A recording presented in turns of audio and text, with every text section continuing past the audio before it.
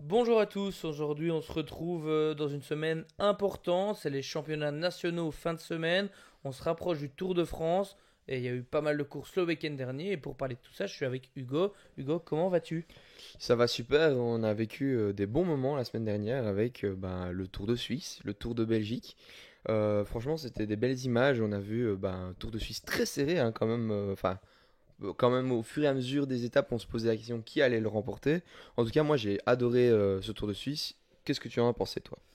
Oui, bah, c'est vrai qu'on a eu une course assez indécise avec un scénario qui est rarement celui-là, celui qu'on a eu, avec une échappée qui, le premier jour, qui prend beaucoup d'avance, avec des coureurs importants, des coureurs de qualité, avec des Ben O'Connor par exemple, mais on a surtout eu trois coureurs français qui se sont mis à l'avant et qui se sont illustrés pendant toute la semaine en se jouant un peu les places du général, avec Romain Grégoire qui a remporté cette première étape et qui a porté pendant la moitié de ce tour le maillot jaune de leader avec Julien Alaphilippe qui revient à un super niveau et Kevin Vauquelin qui l'a presque gardé jusqu'à l'arrivée et qui finalement perd lors de la dernière étape. Mais c'est vrai que c'était assez rare et impressionnant de revoir des coureurs français, trois coureurs français aux trois premières places d'une course par étape pour le tour pendant plusieurs étapes. C'était assez impressionnant à voir. Oui, on a vu une belle image le dernier jour quand Vauquelin perd le maillot.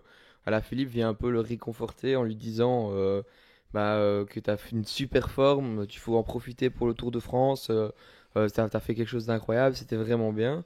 Et Vauquelin qui lui répond tu sais que tu es mon idole, c'est vraiment des mots forts, je trouve, et ça fait du bien aussi de voir donc la jeunesse, parce que Vauquelin est quand même encore fort jeune, mais Julien Lafilippe, lui, est encore là alors que on parlait de sa fin de carrière déjà depuis de petits temps et au final il est encore là et il est en forme. Est-ce que selon toi il a la forme enfin il est assez fort que pour pouvoir remporter une étape sur le Tour de France?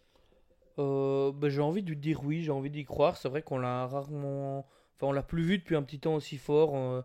On y croyait pas mal l'année passée, mais c'est vrai que cette année, on sent qu'il a envie d'attaquer en plus, d'aller de l'avant, de bien préparer, même depuis le début de saison. On a vu sur l'Amstel, c'est lui qui fait, on va dire, la grosse attaque un peu décisive et qui part au départ avec Pogacar. Donc c'est vrai qu'on a l'impression qu'il a un peu repassé un palier.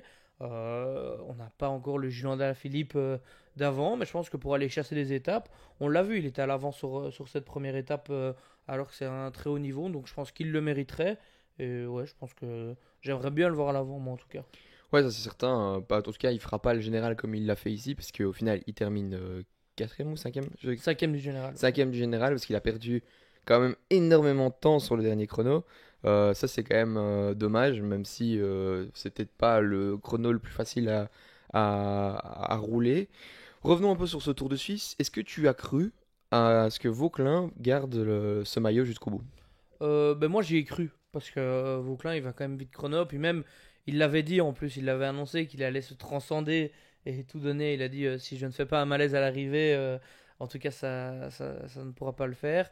Mais non, et puis allez, le fait d'être transcendé par un maillot, c'est bien que ça arrive régulièrement, mais il est tombé sur un Joao Almeida beaucoup trop fort et c'était surtout un chrono uniquement en boss et très dur.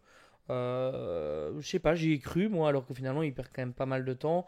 Mais j'y ai cru jusqu'au bout, comme beaucoup de monde. Et puis aussi, tu as parlé un peu de ce qu'il a dit avec Alaphilippe. Moi, j'aimerais bien juste revenir sur ce qu'il a déclaré aux médias lors de cette dernière étape.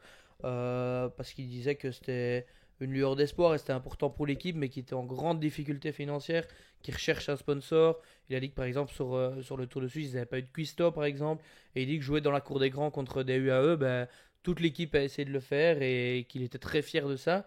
Mais voilà qu'il faut quand même se remettre un peu dans le contexte que les équipes, en fonction des budgets, n'ont pas les mêmes moyens. Et enfin voilà, je voulais juste saluer ça. Mais sinon, oui, j'ai trouvé que il aurait pu garder ce maillot. Mais moi, ce que j'ai envie de te poser comme question, c'est qu'est-ce que tu as pensé? On a parlé de Joe Almeida qui avait repris le maillot. Qu'est-ce que tu as pensé justement de cette équipe UAE sur ce Tour de Suisse? Je pense qu'elle était quand même un peu fébrile, enfin, c'est pas dans l'habitude de UAE en tout cas d'être comme ça, mais heureusement Joao Almeida était vraiment très très fort et le plus fort du tour d'ailleurs parce que déjà perdre 3 minutes sur la première étape alors qu'on sait que c'est pas un tour de 3 semaines, donc 3 minutes revenir sur une semaine c'est quand même pas facile. C'est vraiment parce qu'il était le plus fort je pense, même si il est tombé sur un jour, en tout cas une étape, sur un Oscar Only qui a pu lui prendre une petite étape parce que ça arrivait au sprint et c'était pas facile d'aller la chercher enfin au sprint à deux hein, mais c'était pas facile d'aller chercher cette étape. Donc moi déjà je suis très content de ce tour en général parce que Vauquelin a montré des superbes qualités. Même en chrono, au final, il finit pas si loin. Je suis content parce qu'Almeida, je pense que c'est le plus fort, le remporte ce tour. Il y a pas de surprise. Et Only, c'était un peu le coureur que j'avais envie de voir faire le général sur ce tour-ci. Et il l'a fait. Maintenant, il finit pas, il fait pas top Il 3. fait troisième. Il fait troisième, si, il fait troisième. Je pense qu'il méritait cette deuxième place au niveau de la forme pure, mais il va chercher surtout une étape de manière où c'était les meilleurs générales qui se battaient. Donc ça, c'est vraiment le plus important pour moi, et c'est l'indicateur qui montre que il peut être dans la cour des grands sur ce genre de profil. Oui, puis c'est le seul à suivre Almeida, même quand il gagne pas, c'est le seul à être, en tout cas, le plus longtemps avec le Portugais. Et moi, sinon, deux trucs que je voulais relever assez positifs de ce Tour de Suisse, c'est déjà Arnaud Delis. On a beaucoup Ouais. d'interrogations. Là, il a été confirmé pour le Tour. Et ben, ça a l'air d'aller mieux, d'aller pas mal. Je trouve qu'il faut pas trop en dire chez Lotto, pas trop refaire des erreurs dans la com, comme je pense ça a été fait. Mais en tout cas, il a l'air bien. En tout cas, il a tout donné quand on a vu sur le dernier chrono Ouais. comment il est arrivé après la ligne. Ça fait plaisir à voir. Et donc, nous, en tant que suiveurs, en tant que fan d'Arnaud, on ne veut que le voir sur le Tour de France. Donc, je pense qu'il aura des possibilités. Je pense que s'il y est, c'est pas pour rien. Donc, voilà, premier point positif. Sinon, deuxième point, c'est Quinn Simons, qu'on a vu remporter une belle étape avec le magnifique maillot de champion des Amériques. Donc, voilà, c'est qui lui veut sa place sur le Tour, il l'a dit. Alors, je pense qu'il la veut. Est-ce qu'il l'aura? C'est compliqué parce que quand on voit une équipe Trek qui peut y aller à ce tour, je pense que Skelmoz, Thibaut Neys, euh, Jonathan Jonathan Milan, Milan. il y a plein de noms qu'on peut citer et je pense que chaque leader a ses hommes préférés. Est-ce que lui va être dans cette sélection, sachant qu'il court quand même que très peu chaque année, qu'on a quand même des points d'interrogation des fois sur son psychologique, c'est quand même difficile à voir. Maintenant, la forme, il l'a, ça c'est sûr. Donc je pense que être autour, il le mérite d'être dans les 180 partants, 180 coureurs qui seront au départ. Maintenant, dans l'équipe Trek, c'est une question que je me pose. Mais pourquoi pas, on verra la sélection. Maintenant, si on peut revenir sur les coureurs qui ont gagné des étapes, il y a aussi un Jordi Meeus qui est là, qui a remporté donc cette étape du Tour de Suisse, mais aussi la classique de Copenhague, je pense. Enfin, Le c'est Copenhagen Copenhague, Sprint, ouais, je c'est crois. ça. Et est-ce que tu crois que lui peut revendiquer une place sur le Tour de France? Oui, il faut pas oublier qu'il y a quelques années, c'est lui qui gagne sur les Champs-Élysées. Puis pour une équipe, comme je le dis souvent, on était fort déçus de l'équipe Bora depuis ce début de saison avec leurs résultats. Avoir un sprinter, surtout un sprinter qui marche et qui gagne à ce niveau-là, c'est quand même super important. Sur la plus grande course du monde, c'est une course qu'il connaît, sur laquelle il a déjà gagné. Moi, je trouve qu'il a sa place, surtout que les équipes qu'on pourrait comparer à Bora, on va pas prendre l'exemple du AE ou de Visma, mais si on prend d'autres équipes comme la Trek par exemple, ils se permettent de venir avec des gars pour la montagne et des sprinteurs. Et je Quick pense que Step? Quick Step aussi. Et puis, c'est important parce que une chute du leader, et puis c'est terminé. Tandis que avoir deux cartes, même si c'est dans deux secteurs différents, voilà, ça permet d'aller chasser les étapes avec un sprinter, même s'il aura peut-être que deux mecs avec lui. Maintenant, c'est l'avantage des super équipiers aujourd'hui qui peuvent être un peu partout, hein. Avoir l'avantage d'avoir un Van Aert dans une équipe. Ouais. Si on met un Coy par exemple et un grimpeur comme on l'a eu sur le Giro avec Yates, c'est magnifique parce il peut remplir parfaitement deux rôles dans les deux trains. Tout le monde n'a pas la chance d'avoir un Van Aert, mais c'est vrai qu'avoir des forts équipiers, ça peut aider à faire ce choix-là. Mais je pense que Bora devrait le mettre sur le tour. Je sais pas s'il sera, mais il devrait. Ouais, je suis totalement d'accord avec toi. Pour moi, il y a trois hommes qui marchent vraiment chez Bora. Il y en a eu Pellizzari qui a fait le Giro. Je pense que Pellizzari ne fera pas Giro Tour de France. On a Lipovic qui fait un Dauphiné de fou. Et lui, il doit y être en tant que leader au Tour de France. Mais derrière, j'ai du mal à nommer 3, 4 coureurs qui marchent, Un qui sont... Vlasov qui sera sûrement. Oui, mais ils marchent pas. Ils ne sont pas présents. Même sur le Tour de Suisse, il n'était pas spécialement là. Donc je trouve que, bah oui, on devrait mettre Jordi Meeus au Tour de France parce que c'est peut-être le seul homme qui marche de cette équipe et qui, depuis le début de saison, amène des garanties, amène du concret. Donc moi j'espère qu'il va y être. Et enfin, ce sera pour la transition, mais plus tard, il a eu là une chance aussi ce week-end d'avoir un beau maillot de champion de Belgique. Oui, c'est sûr, tu parles du championnat de Belgique. On aura un beau championnat de Belgique, on en parlera un peu plus tard. Mais oui, je pense que, en tout cas, les sélections pour le tour vont bientôt tomber. Et on peut peut-être faire une parenthèse, parce qu'il y en a déjà une qui vient de tomber, Ouais, qui est tombée. C'est celle de l'équipe Visma, avec pas trop de surprises, mais une équipe assez complète, avec le vainqueur du Giro sortant, Simon Yates, Jonas Vingegaard évidemment, Wout van Aert évidemment, et puis on a de très bons rouleurs avec un Eduardo Affini, avec un Victor Kampenaert, un Tige Benoot Benoît, qui ouais. passe partout. Donc une équipe très très Ouais, complète. tu les as tous dit, sauf peut-être Sepkus Ouais, que tu as loupé. Mais franchement, je pense que honnêtement, cette équipe, ben, si on prend chaque homme à la meilleure forme de leur carrière, je pense que c'est peut-être l'une des plus belles équipes de l'histoire du vélo, hein. Je pense que c'est quand même incroyable. On a, comme tu le dis, le vainqueur sortant du Giro, Vingegaard qui a déjà gagné le Tour de France face à un Pogacar, Wout van Aert, j'espère qu'on aura le grand Wout van Aert. Sepkus qui a gagné la Volta. Enfin, c'est quand même des coureurs qui, à l'heure actuelle, ont beaucoup d'expérience. Il n'y a pas de vraie surprise dans cette équipe. Peut-être on peut parler de Affini ou de Campenars qui ont peut-être des concurrents au niveau de la forme, mais on ne sait pas la forme dans laquelle ils sont aussi. Donc moi, je trouve qu'il n'y a pas trop de surprises. Je pensais pas que Simon Yates allait être capable de faire les deux. Au final, il fait les deux. Bah voilà, tant mieux. Moi, le seul petit truc que j'ai, même si l'équipe est magnifique, c'est que, après, sur un Tour de France, on a besoin de tout, hein, des équipiers, des rouleurs, des gars qui savent aller tirer des longs bouts droits, aller boucher des trous, etc. Mais c'est qu'il y a quand même pas mal de coureurs dans cette équipe qui, certes, sont des bons rouleurs et sont même de bons grimpeurs ou qui grimpent bien, mais vu que c'est pas leur spécialité première, sont souvent là pour les pieds d'école, ou alors ils font juste le pied du dernier col ou pour les premiers cols de la journée.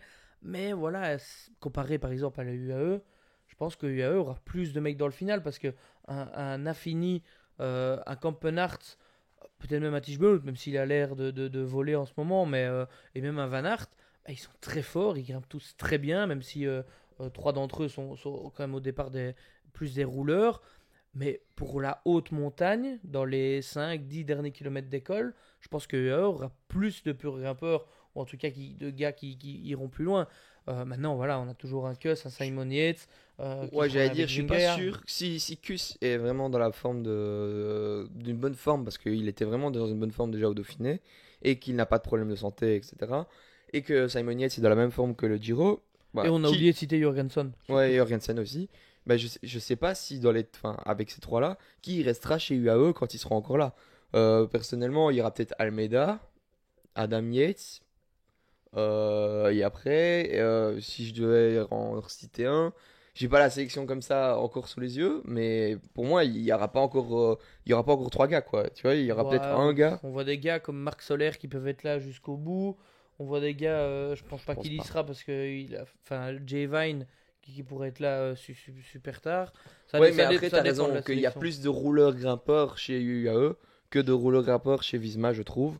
Et je pense que ils vont aller plus loin dans les Mhm. ascensions parce que de toute manière, UAE à l'heure actuelle sont sur une autre planète et dominent vraiment toutes les courses dans lesquelles elles participent. D'ailleurs, je vais te poser quand même la question. Tu penses que dans cette équipe, même si moi j'ai la réponse et toi aussi, tout est pour Vingegaard?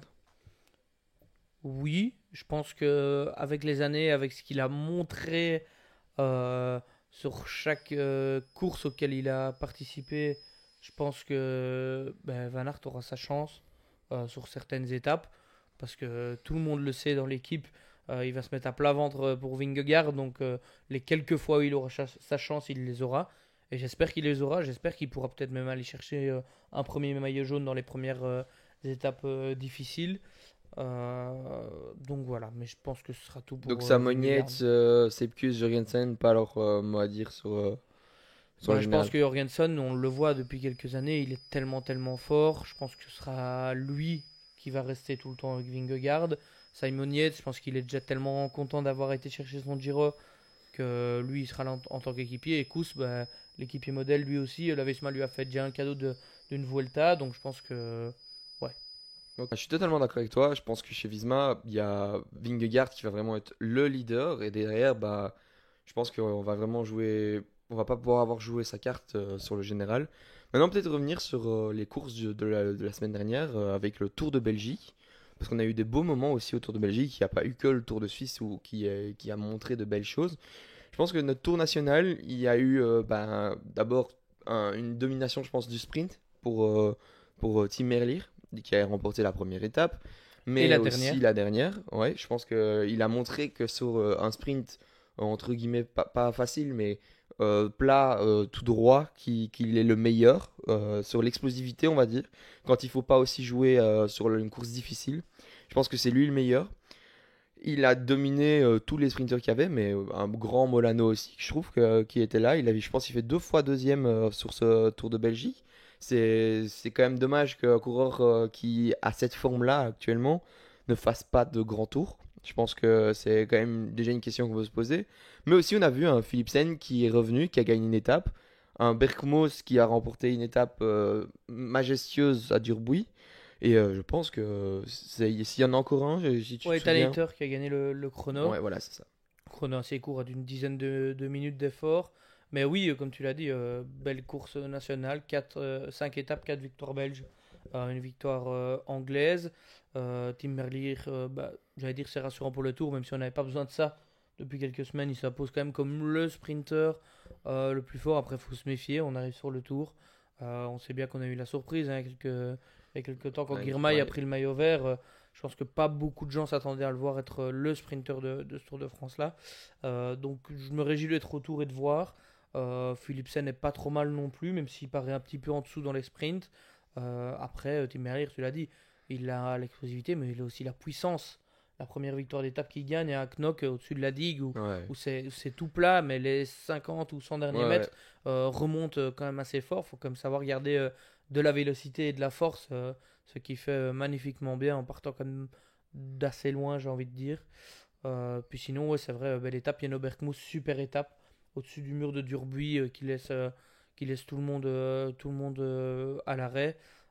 Ethan Hayter, comme j'ai dit, qui gagne le chrono. C'est bien pour Quickstep. Agana qui était là, je pense aussi un peu pour le chrono, qui finalement, malheureusement, ne gagne pas. Mais oui, non, c'était comme chaque année une belle course, le Tour de Belgique. Ouais, non, comme tu le dis, qu'il y a plein de coureurs qui ont bien performé. Est-ce que tu penses, bon, on a vu déjà un numéro d'équilibriste aussi, on l'a pas mentionné, de Philipsen le premier jour, la première étape, qui a failli tomber et qui rattrape son vélo, je sais pas comment il fait déjà, c'est fou. Un Abrahamsen qui est tombé dans des premières étapes du Tour de Belgique, qui s'est fracturé la clavicule, si je me trompe pas. Il est déjà sur le vélo parce qu'il n'y a pas eu d'opération. Il fait en sorte de toujours s'entraîner pour essayer d'être prêt pour le Tour de France. Est-ce que tu penses qu'il sera présent? Au départ, quand j'ai vu la chute, j'avais envie de dire non. Même si ça peut aller vite, une clavicule, c'est une clavicule. Et bon, après, c'est vrai qu'il était déjà sur le home trainer à peine 24 heures après. Le cyclisme d'aujourd'hui est assez incroyable Ouais. à ce niveau-là. Et je pense que tout est possible. Je pense que aujourd'hui, ça ne m'étonnerait pas du tout qu'il soit au départ du tour. En tout cas, il y croit, c'est le plus important. Faut pas non plus prendre des risques et faire n'importe quoi et si c'est pas totalement réparé. Alors, on est proche du tour, mais voilà, il y a quand même, on a quand même encore 2 3 semaines. Enfin, depuis sa chute, il avait 3 semaines. Donc, au départ, je t'aurais dit non. Mais finalement, j'ai quand même l'impression que oui, Ouais, quand on voit comment Et puis, il communique, on et dirait que puis oui. les Norvégiens ne sont pas faits du même bois que les autres. Je pense que, enfin, en tout cas, dans cette équipe, ça montre que c'est des guerriers. Je pense que c'en est un. Il le montre encore plus enfin, un peu plus tous les jours. Donc, moi, j'espère qu'il y sera parce que aussi, il a fait un tellement beau tour l'année dernière qu'il mérite encore d'y être cette année. Pour revenir sur le Tour de Belgique, une question qui me trotte dans la tête. Est-ce que tu as un favori si tu devais choisir le premier maillot jaune du Tour de France avec tous les sprinteurs qu'il y a eu, que ce soit au Tour de Belgique, mais aussi au Dauphiné ou aussi au Tour de Suisse? J'ai quand même l'impression que Tim Merlier est très fort. Il a l'air d'être en confiance, même avec son train. Et je pense que même si il aura peut-être pas toute une équipe pour lui sur le tour, il a l'air quand même vachement imbattable. J'ai envie de savoir où en est Milan, mais ses dernières courses, c'était pas non plus le Milan dominant comme on a pu parfois le connaître sur certaines courses. Je me réjouis d'être autour, mais moi je mettrais une pièce sur Tim Merlier. Et sinon, on n'a pas encore dit le vainqueur final, Filippo Ah oui. Baroncini, encore UAE, qui gagne un classement général, une fois n'est pas coutume.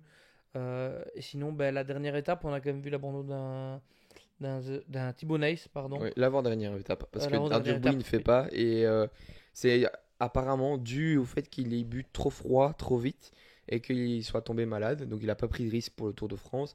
Et il a abandonné. On verra s'il sera à présent pour ce championnat de Belgique. Je pense qu'on peut y passer. Je sais pas si tu as encore quelque chose à Oui, dire sur le ouais, tour. sans problème. Ouais, c'est le Donc, championnat de Belgique de dimanche qui se déroulera à Binche. On a d'ailleurs été tous les deux à la présentation. Donc un super parcours qui n'est pas exactement le même que Binche, mais qui emprunte presque la même finale avec la montée de la pépinière, notamment des petits pavés. Donc ça s'annonce assez intéressant. Une partie en ligne, puis 7 tours de circuit sur un circuit avec pas mal de relances qui peut parfois être un peu balayé par le vent quand on ressort de Binge. Ça a l'air intéressant. Et surtout, un plateau que j'ai l'impression on a presque rarement, en tout cas, ouais. d'avoir toutes les plus grosses stars belges du moment présentes. Hein. On aura, pour citer les plus grosses, un Wout van Aert, un Remco Evenepoel, évidemment un Tim Merlier, un Jasper Philipsen. Mais pas que, on aura normalement un Sven Nys, un Thibaut Nys, pardon, Ouais. deuxième fois en quelques minutes, un Thibaut Nys, un Tim Wellens, Ouais, Jasper Stuyven. comme tu le dis, je pense qu'il y a énormément de coureurs en Belgique qui sont vraiment des stars maintenant et qui voudront tenir à cœur de faire un bon résultat, comme un Arnaud Delis aussi, par exemple. C'est un coureur qui va défendre son titre. Je pense que c'est important pour lui parce qu'il commence à revenir de plus en plus dans le jeu et dans son équipe, il y a quand même pas mal de coureurs, mais en plus pas mal de coureurs qui marchent. Donc j'espère qu'on va voir un très beau championnat de Belgique. Petite question comme ça pour un peu se teaser. Ça finit au sprint ou pas? Moi, je pense que non.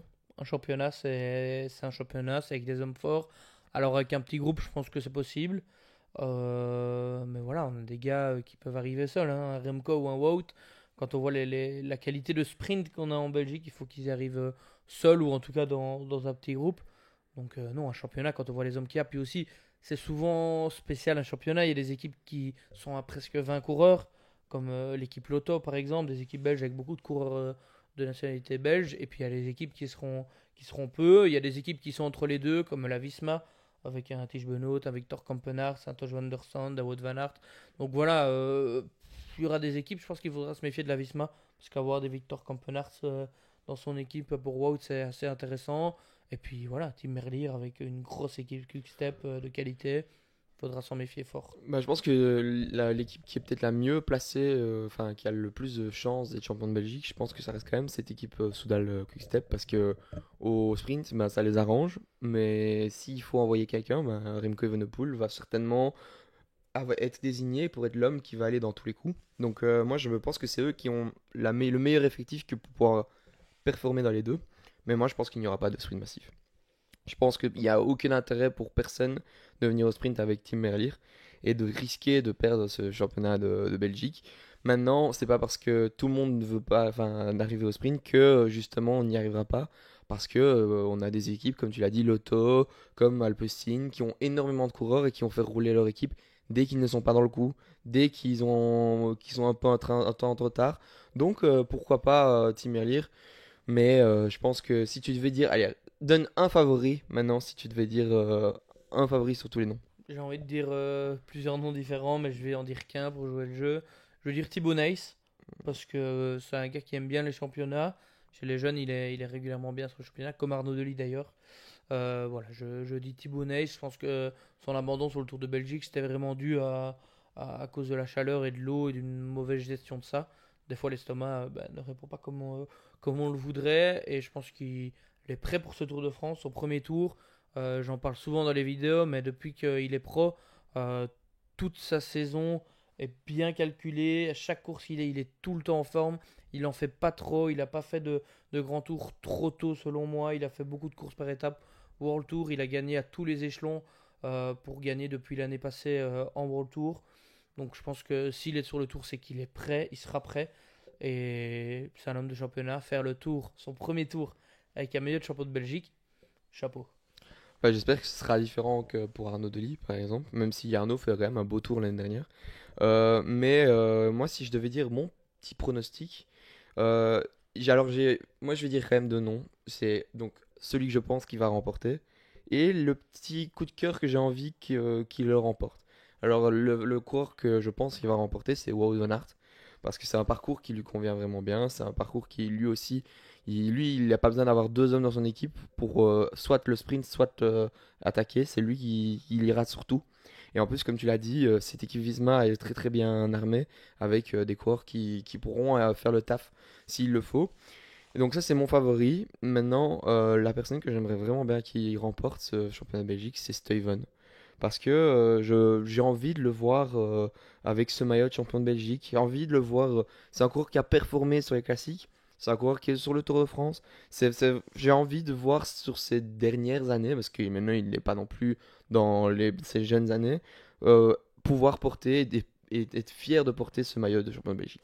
Oui, c'est sûr, comme tu le dis, il le mérite. C'est un gars, comme beaucoup d'ailleurs, hein, qui roule la Ouais, majorité de l'année pour d'autres gammes, hein, notamment Pedersen. Mais c'est vrai que les championnats de Belgique permettent souvent à des coureurs qui roulent soit pour d'autres gars dans leur équipe ou qui sont soit équipiers. Je prends l'exemple d'un Tim Wellens, qui est un talent ouais. extraordinaire, qui a gagné de nombreuses courses quand il était chez Lotto et qui maintenant, j'ai l'impression n'a jamais été aussi fort depuis quelques années et se cantonne en équipier de luxe même, mais chez UAE pour un Tadej Pogacar. Il est d'ailleurs sur les meilleures courses du monde et voilà, il va normalement faire le tour, je pense, et il est en forme dans cette équipe-là. Rien n'est laissé au hasard. C'est l'occasion. Enfin, je pense que si Tim Wellens est champion de Belgique, je fais une dépression parce que le maillot UAE champion de Belgique avec juste le liseré, juste là comme ça, je pense honnêtement, je vais pleurer tous les jours de l'année, chaque fois je vais le voir en tout cas. Oui, c'est vrai qu'on préférerait un maillot national à la Madio. Ah, non, ouais, c'est sûr. Mais Euh, enfin, j'adore Tim Wellens, ça me ferait vraiment plaisir qu'il soit champion de Belgique, mais juste pour le maillot, ça ferait quand même, enfin, ça serait triste, je trouve. oui, c'est sûr. Mais après, et puis sinon, comme tu l'as dit, Arnaud Delis qui défend son titre. Moi, ça me tient aussi à cœur. Ça lui ferait tellement du bien au moral. Puis c'est un homme de championnat. Et en fait, on oublie trop souvent quand on a l'habitude de parler comme on le fait nous deux avec toute l'équipe de Bido Collé, de parler tout le temps de course. On oublie qu'un championnat, ça a souvent rien à voir Ouais. avec les autres courses, que ce soit en termes de distance, c'est toujours plus long, que ce soit en termes d'équipe, que ce soit en termes de. Surtout un championnat national, c'est très spécial. Donc voilà, je pense qu'on aura une très belle course dimanche et surtout très ouverte parce que même nous, on n'arrive pas à se mettre d'accord sur un nom. On a cité 10 noms. Je Ouais. pense qu'on pourra encore en citer 10 autres. Donc, belle surprise. Et ça annonce une super course pour un super maillot. Mais alors, on a parlé du championnat de Belgique. Je pense que pour le chrono, on a quand même le favori qui est Remco Evenepoel. On va pas besoin d'en débattre vraiment beaucoup dessus. Maintenant, moi, il y a peut-être un championnat qui me trotte dans la tête sur chrono, c'est le championnat de France. Il y a Paul Sexas qui est une révélation, Vauquelin qui marche très très fort, Armirail qui est champion, qui est maillot à poids sur le Dauphiné, Cavagna qui recommence à bien Cavagna marcher, qui hein. marche bien.